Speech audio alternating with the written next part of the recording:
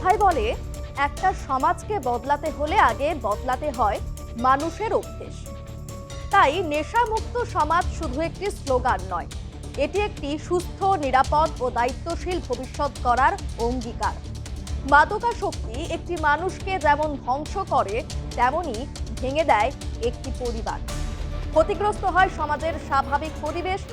তাই দেশ জুড়ে চলছে নেশামুক্ত ভারত অভিযান, যার মূল লক্ষ্য মানুষকে সচেতন করা, বিশেষ করে যুব সমাজকে মাদকের গ্রাস থেকে দূরে রাখা।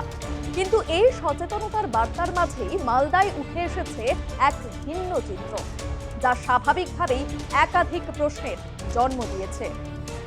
মালদায় নেশামুক্ত ভারত অভিযান উপলক্ষে রবিবার মালদা মেডিকেল কলেজ ও হাসপাতালে একটি সচেতনতা র্যালির আয়োজন করা হয়। সাধারণ মানুষের মধ্যে নেশার কুফল সম্পর্কে সচেতনতা বাড়ানো এবং নেশামুক্ত সমাজ গড়ে তোলার বার্তা দেওয়াই ছিল এই কর্মসূচির মূল উদ্দেশ্য। অনুষ্ঠানে উপস্থিত ছিলেন মালদা মেডিকেল কলেজ হাসপাতালের প্রিন্সিপাল পার্থপ্রতিম মুখোপাধ্যায় সহ চিকিৎসক এবং হাসপাতালের অন্যান্য আধিকারিকেরা।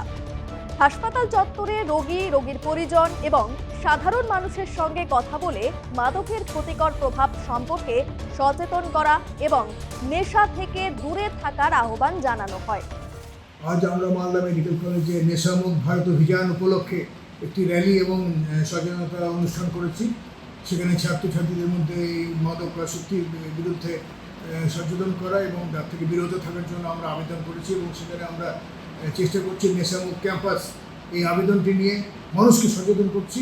সাধারণ মানুষকেও আমার এই বিষয়ে বললাম যে মাদকাসক্তির অপকারিতাগুলো কী এবং মাদকাসক্তি যদি হয় তার ট্রিটমেন্টের ব্যবস্থা আমাদের এখানে আছে, এই ব্যাপারে সচেতন করলাম।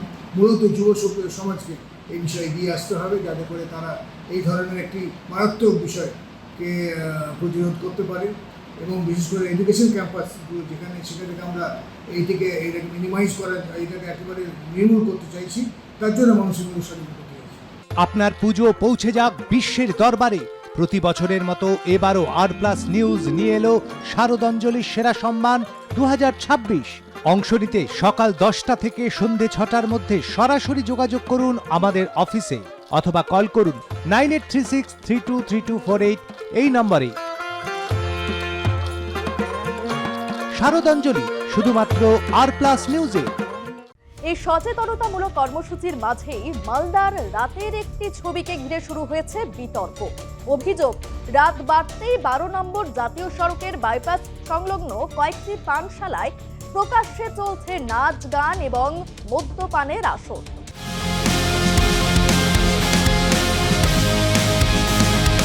আরও অভিযোগ রয়েছে, ওইসব পানশালায় অশ্লীল নৃত্য পরিবেশন করা হচ্ছে এবং গভীর রাত পর্যন্ত সেখানে যুবক যুবতীদের ভিড় বাড়ছে। স্থানীয়দের একাংশের দাবি, মালদা জেলার কোনো পানশালাতেই নাচ ও গানের অনুমতি নেই। তা সত্ত্বেও প্রকাশ্যে এমন কর্মকাণ্ড চললেও প্রশাসনের তরফে কার্যকর পদক্ষেপ দেখা যাচ্ছে না বলেই অভিযোগ উঠছে।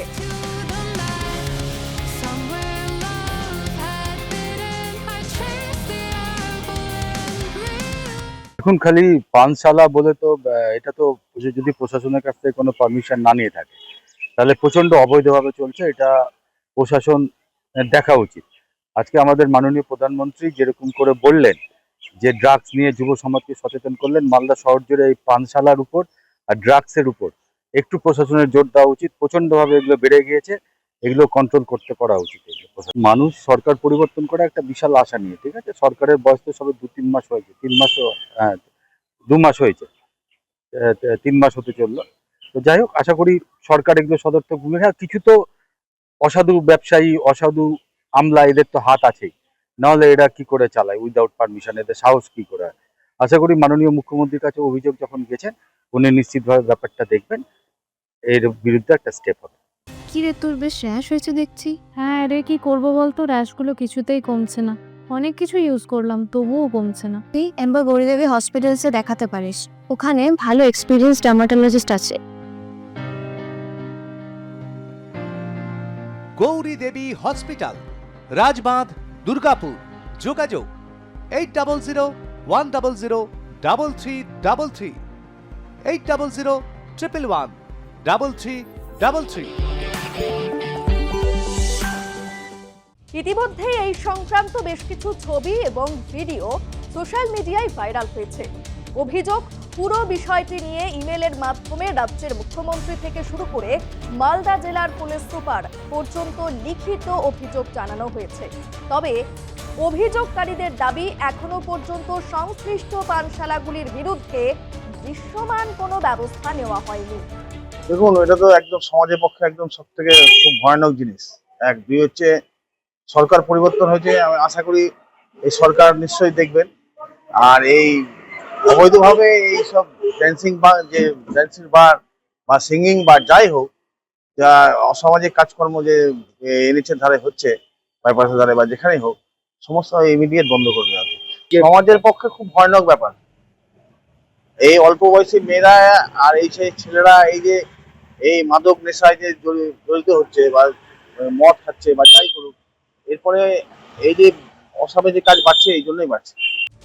একদিকে যখন প্রশাসন ও চিকিৎসকরা নেশামুক্ত সমাজ গড়ার বার্তা দিচ্ছেন, অন্যদিকে একই জেলার কিছু অংশে যদি এমন অভিযোগ সামনে আসে, তাহলে সচেতনতা এবং বাস্তব পরিস্থিতির মধ্যে ফারাক নিয়ে প্রশ্ন ওঠাটাই খুব স্বাভাবিক। নেশামুক্ত সমাজ গড়তে শুধুমাত্র প্রচার বা র্যালি যথেষ্ট নয়, প্রয়োজন আইনের কঠোর প্রয়োগ, নিয়মিত নজরদারি এবং অভিযোগের নিরপেক্ষ তদন্ত। সচেতনতার বার্তা তখনই সফল হবে যখন তার প্রতিফলনটা বাস্তবেও দেখা যাবে। আর সেই প্রত্যাশাই এখন মালদাবাসীর নজর প্রশাসনের পরবর্তী পদক্ষেপের দিকে।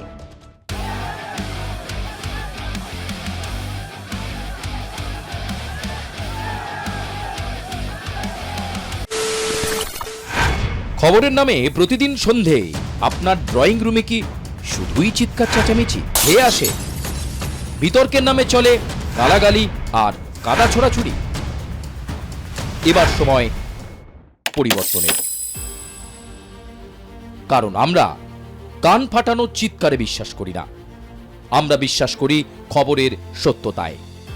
আমরা কোনো পক্ষের হয়ে গলা ফাটাই না, আমরা সাধারণ মানুষের হয়ে প্রশ্ন তুলি।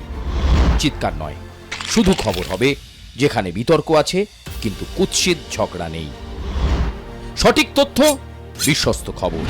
নজর রাখুন আর প্লাস নিউজে।